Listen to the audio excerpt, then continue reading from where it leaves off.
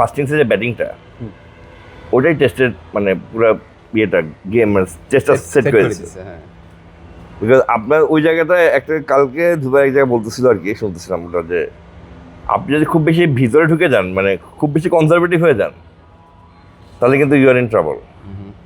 Specially spicy wicket, specially spicy উইকেটে কিন্তু একটু চালা খেলা দরকার, যেটা আপনি সবচেয়ে ভালো করছিল মমিনুল কিন্তু মানে চালাই দিচ্ছে। সো দ্যাটস দ্য পয়েন্ট যে আমরা স্পাইসি উইকেট আসলে কী ধরনের কী টেমপ্লেটে ব্যাটিং করবো, কারণ এটা কিন্তু যত না রেজাল্ট, তার সাথে বড় কথা হলো বাংলাদেশের ব্যাটসম্যানদের ব্যাটিং মানসিকতা কিন্তু মানে ব্যাটিং মানসিকতা ফুটে উঠছে যে আমরা এই ধরনের উইকেট পেলে আমরা আমাদের ক্যারেক্টার থেকে বেড়ে যাচ্ছি।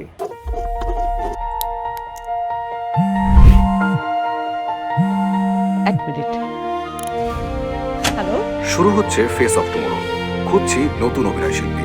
এখন ধর আপনি যেমন সাদমানকে আশা করবেন না যে 5টা 4 মারবে, ঠিক তেমনি আপনি শান্তকেও আশা করবেন না যে খালি ডটি খেলবে। So that's the point. তোমার কি মনে হচ্ছে ভাই? এই জিনিসটাই আর কি, মানে ব্যাটিং ফিলোসফিটা যখন আপনি চেষ্টা করছেন যে বলের শাইনটা একটা টাইম পরে চলে যাবে, ইউ হোপিং যে হ্যাঁ ইটস এ কোকা বুড়া, ইট উইল, বাংলাদেশে যেমন 15-20 ওভারের পরে it gets easier because of the heat and everything. But ওখানে এক নম্বর weather and green surface, square green, plus ওরা খুব ভালো বল মেনটেন করছে, তখন আপনার বলটা পূরণ করতে হয় মেরে বেসবল স্টাইল, ঠিক আছে? তখন আপনার একটা স্ট্রেট ড্রাইভ মারতে হয়, সিমটা যাতে একটু ভোতা হয়, তখন আস্তে আস্তে ব্যাটিং গেটস ইজিয়ার। আর সেটা প্রপারলি করতে পারছে মুমিন, কোনো বাউন্ডারি বল মিস দেয় না, বল শর্ট অ্যান্ড ওয়াইড পাইছে, কাট মারছে, ফুল লেন্থ পারছে, ড্রাইভ করছে।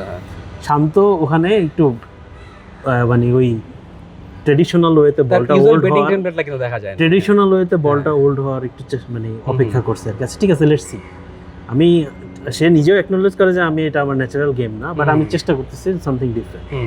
হ্যাঁ ঠিক আছে, আপনি হয়তো এরকম টেস্টেই করবেন, কারণ আপনি এই টেস্টটা এমনিতেই ক্যালেন্ডারে ছিল না, আপনি নিজে ইম্পোজ করছেন, so that you get a preparation for Australia. এটার মধ্যে ডিআরএস নাই, এটা টেস্ট চ্যাম্পিয়নশিপের অংশ না, সো অনেক কিছুই এটার মধ্যে আপনি বলতে পারেন যে এটার মধ্যে ওই সিরিয়াসনেসটা ছিল না, বাট দিন শেষে টেস্ট ম্যাচ যেহেতু, তো এই আলোচনাগুলো শেষ পর্যন্ত আসবে আর কি। সো ওই ব্যাটিংয়ের এই জিনিসটা বারবার আসবে। যখন আপনি হেজেলউডের সামনে পড়বেন, সে তো আপনার A4 কাগজ থেকে বল ছড়াবে না, আপনাকে ফোর্স করতে হবে সে যাতে A4 কাগজের ওই জায়গা থেকে বলটা ডিসমেন্টাল করতে হবে, কিছু একটা করতে হবে, যাতে আপনি ওখান থেকে তো সে সরবে না, তাই না? স্কট বোল্যান্ড তো সরবে না, নিচে স্টাক হয়তো আপনাকে 2-1 বাউন্ডারি বল দিতে পারে, সে একটু এছাড়া তো অন্য দুইজন তো আপনাকে জায়গায় দিবেন, প্যাট কামিন্সের কথা আর বলবো। তো আপনাকে জায়গা বানাইতে হবে, আপনাকে ফোর্স করতে হবে, বাউন্ডারি মেকিং অপশন ক্রিয়েট করতে হবে। আপনি এখানে হয়তো ঘরের মাঠে পাকিস্তানের বলাররা হয়তো আপনাকে 30 বলের মতো একটা ফুল লেন্থের ডেলিভারি দিছে, সেটা আপনি ড্রাইভ করছেন, চাইনিজ মানে তো আপনার 50 বলের মধ্যে একটাও দিবেন। সো আপনাকে বানায় নিতে হবে, নিজের মতো লেন্থ তৈরি করে নিতে হবে। সো ওই জায়গায় প্রোঅ্যাক্টিভ ব্যাটিংটা খুব জরুরি ছিল, ওইটা ফার্স্ট ইনিংসে মিসিং ছিল। আর যখন আপনি 140 অল আউট হন, তখন অ্যাকচুয়ালি ফিরে আসা খুব টাফ। আমার মনে আছে 2021-এ এরকমই সিচুয়েশন ছিল, কলাপসের পরে মমিনুল 91 করছিল, তাসকিন 70 করছিল, তারপর বাংলাদেশ সামথিং 300 সামথিং করছিল, এরপর ওখান থেকে মাহমুদুল্লাহ লাস্ট টেস্ট ছিল, ওখান থেকে সেকেন্ড ইনিংসে রিয়াদ ভাই সেঞ্চুরি করলো, সে যখন ব্যাটিং করতে নামছে সেকেন্ড ইনিংসে নাটকীয় টেস্ট, তারপরে ওই ইয়ে করলো, রিটায়ার করলো, তারপর ওই টেস্ট বাংলাদেশ জিতলো, শান্ত সেঞ্চুরি ছিল সেকেন্ড ইনিংসে, সাদমানের সেঞ্চুরি ছিল। মানে ওই টাফ ফেসটা, প্রথম দিনের ওই টাফ ফেসটা ওই একটা পার্টনারশিপ দিয়ে ওভারকাম করছে বাংলাদেশ, মুমিনুল এন্ড তাসকিন। ইমাজিন করেন ওই একটা পার্টনারশিপ মিসিং ছিল ওই ফার্স্টে। তো যে কারণে একটা কলাপসও কিন্তু 113 থেকে 27 রানে 8 উইকেট, ওইটা আসলে জাস্টিফিকেশন কি? 27 রানে 8 উইকেট থেকে আপনি কামব্যাক করতে কোনোই আসলে। Are you ready to be face of tomorrow?